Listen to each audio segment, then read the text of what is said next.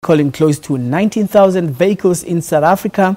This is part of a formal global recall covering a wider manufacturing period. The recall follows investigative recalls by Mazda in Japan and North America for 3 different types of Takata Corporation manufactured inflators.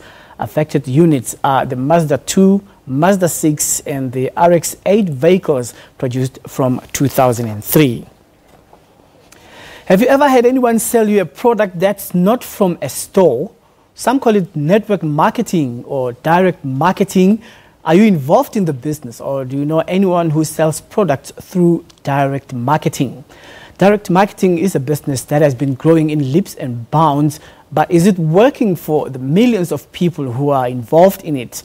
The Direct Selling Association of South Africa will release its performance results at the annual conference to be held here in Johannesburg on Tuesday. That's the 18th of July.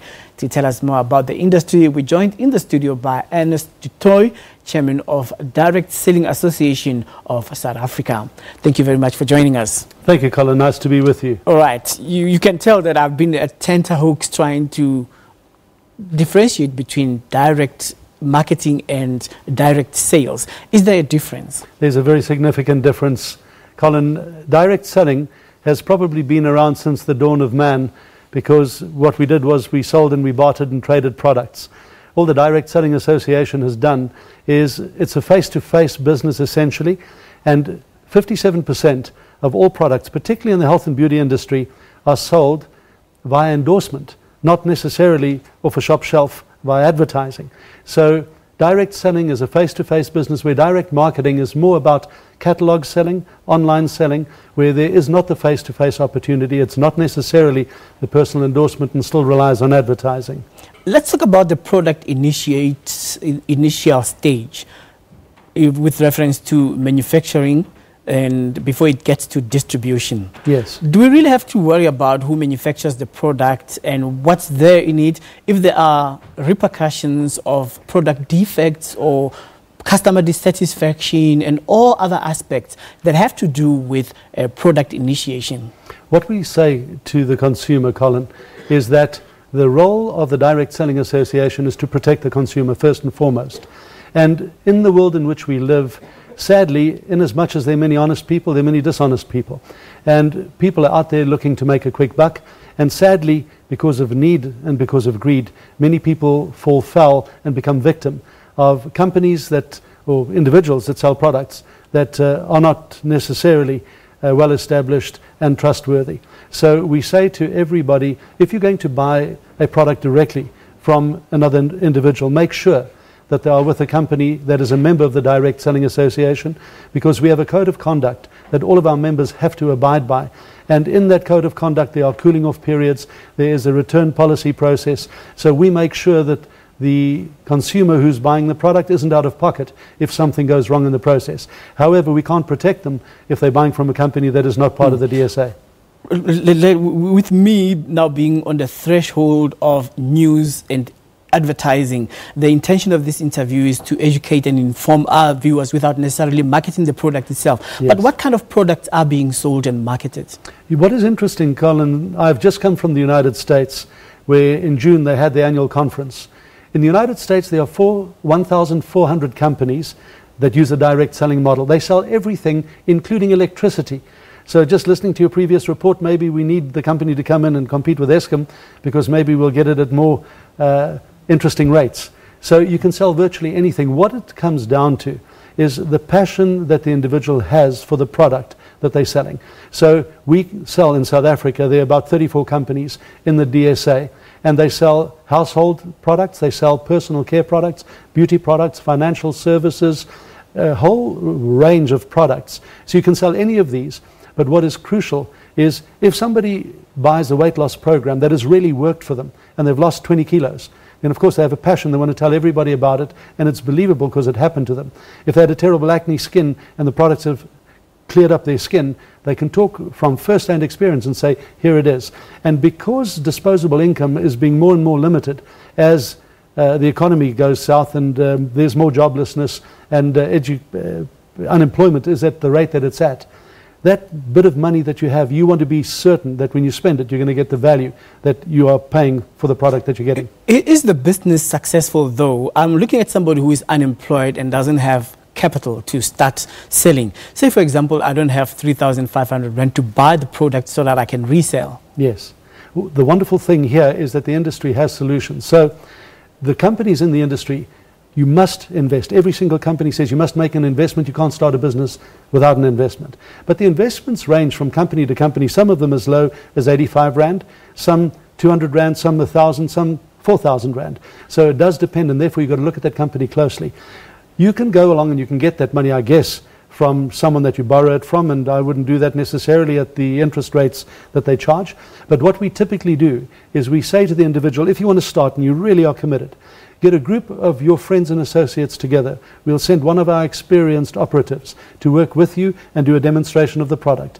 Any product that's sold there, the profit goes to you and will fund the kit and the startup documents and tools that you need to start your business, and we start many people in exactly that way. When it comes to marketing, some of these products are not sold in stores, and we don't hear about them on television. We don't see them on television or hear about them on radio, and not even on newspapers. We only hear about them for the first time when a person is selling a product and say, hey, by the way, weight loss program, this product, voila.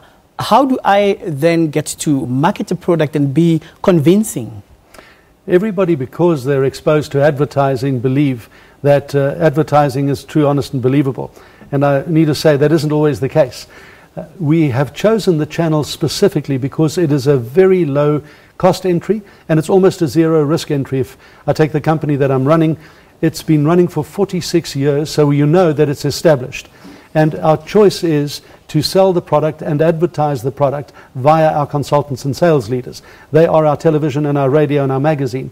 But these days, with social media and electronic communication the way that it is very simple to say to the individual, it sounds fantastic. Let me look at the website, tell me the website, let me look at social media, let me see what it is, show me the history, give me some testimonials so that you can really go and establish that this is a legitimate, wonderful product and delivers. If I want to get into this business, what are the checks that I have to look at? What are my tick boxes? What you need to do is, sadly, because of the fact that there's need and greed, many people fall foul of people who come with pyramid and Ponzi schemes. So what we say is, for you to be sure that your opportunity is legitimate, firstly, are they a member of the Direct Selling Association or not? That's the first thing. Secondly, if they come along and they say to you, you can earn and become wealthy overnight, walk away, because if it's too good to be true, it's too good to be true. The third thing that you need to do is, if they say make a huge upfront investment, if they say buy inventory at huge levels every month in order to stay in business, all of those are signals to you to say, be careful, do not get involved. And as I said, talk to the DSA. Yes, another thing. I was subscribed to a WhatsApp group, and one thing strange that's really, really caught my attention was, why are these people so upfront with their bank balances? Well, what happens is you truly want to motivate someone, and in the time I've been in the business for 24 years. And Collins, the only reason I've stayed is this is the first industry, and I've been with SA Breweries and with packaging companies and my own advertising agency. This is the first industry where you truly see it makes a difference in people's lives, because irrespective of their race, color, creed, age, gender, we take everybody on board. We give them full training, financial, sales, management, all of those. So we bring them into the business, and our whole intention is to say to them, here is a legitimate opportunity. So that is the focus from Are there frustrations in terms of somebody getting stock and then they're sitting at home and then products are not moving off the shelf? You see, there we say there's a cooling off period. If you go along and they insist that you take a huge amount of stock, step away from that business. If you've gone to the place, because stock doesn't sell itself, you can only sell the stock if you in fact are involved in a network. And what we do is we help you identify the network and sell into the network, and then you get the appropriate stock for the network, not the other way around. Now, when you look at social media, you see it's a buzz with forever living products, and other people on the streets, from the offices, they sell Tupperware and so forth. Tell us about how this business has been performing. Is it growing, and what kind of level of interest are you seeing? What is wonderful, the world changes, Colin, and we know the rate at which it changes, particularly with technology and communication.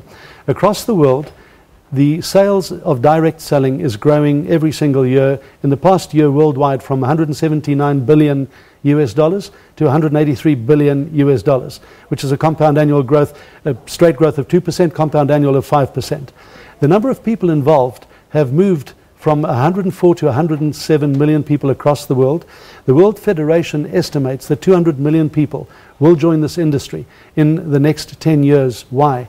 Because it is becoming more relevant every single day. And what social media has enabled us to do in direct selling is you can now position yourself in a way that you were never able to on a media that shows who I am, my testimonial, my business, what I offer, and the product benefits. I can reach where I could never reach before.